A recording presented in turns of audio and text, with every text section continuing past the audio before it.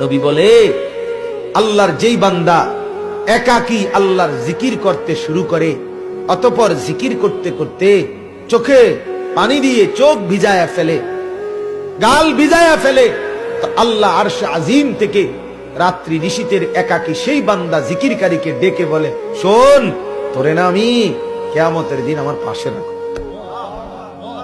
তুই আমার আরশে আমার লগে বইবি, আঁকিস না, তুই কাঁদ, তোর চোখের পানি আমি কদর করলাম, যা।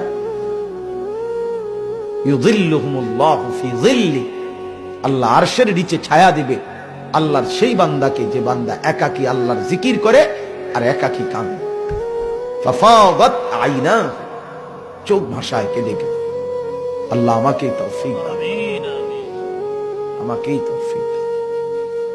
কানু কলিলাম মিনাল লাইলি মা ইয়াহজাউন, রাত্রি যারা কম ঘুমাতো আমার বন্দিগিতে রাত কাটিয়ে দিত।